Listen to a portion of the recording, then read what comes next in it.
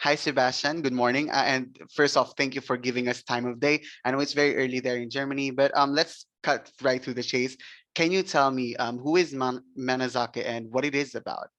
Hey, Jericho, good morning. Thank you very much for the quick interview. Yes, sure. I mean, we are a German startup brand in the beauty niche, in the skincare, and we have developed the first cream in the world for men that is not based on water and is not cheating the customers by stretching it with a majority of water. So that is Okay. the business we're running right now. And that's very interesting because a lot of products now are really using, like when you look into it, because I'm really very an avid fan of skincare. And if you look into like, the ingredients, it's H2O or aqua, that's water. And sometimes I'm kind of like cheeky about it. Like, I mean, that's not good, right? But moving forward, I have seen from your website that Menazake is only a very young brand. You have only been launched, I think, for about a year now. Can you tell me how did you start and like what are the struggles that you went through just to push Yeah. for it? Uh, I have to admit, I think one of the things that actually helps is really that it's not the first business. I started my very first business in 2014, the first brand. So now this comes with a second brand, and we have a few more other businesses that we also built. We actually, yes, we launched about 1 year ago. But Mhm. before that, we actually developed recipes and formulas for our creams for about 9 months, with experts, with Oh, dermatologists, with, of course, skincare producers, with the fillers and the bottlers, finding all of the packing material, the jars, the lids, the packaging, and all of those things. So what has definitely helped in there was a clear idea of what we want to do, a clear idea where do we want to go, where is the target market, and then knowing already how you start selling it. I'm selling myself on Amazon or since 2014.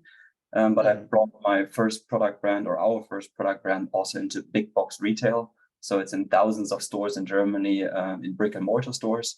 At the same time, of course, selling it online, selling it through distributors, selling it through social media.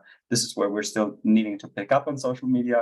But for the rest, of course, I'd be more than happy to share with others what are the steps Mhm. that you need in terms of, finding a product idea, how to source the product, how to get great images, of course, then done, how to do SEO, PPC, find a logistics, a fulfiller, maybe all the way until to the end when you say, I want to Mhm. scale my business, I want to sell it off to the aggregators or to the big brands in order to buy it, get in contact with brokers and so on.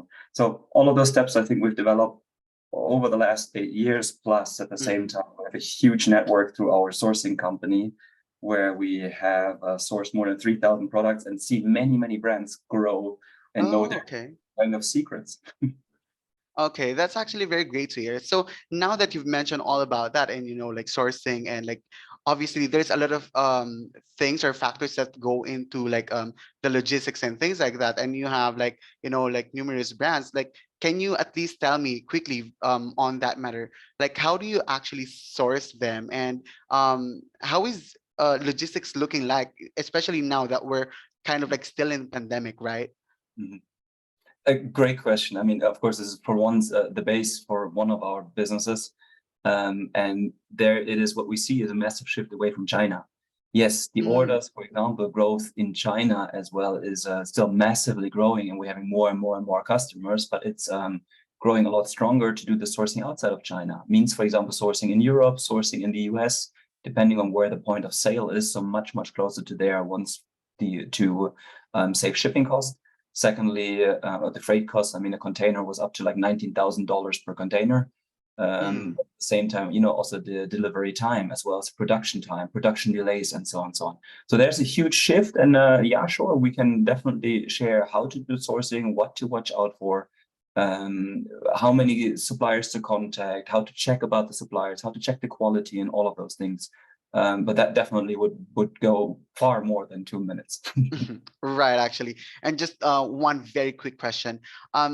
So where can we actually buy the brand, like the products, just so we can maybe try it out for ourselves? Männersache at the moment, what you can see is on Amazon Germany.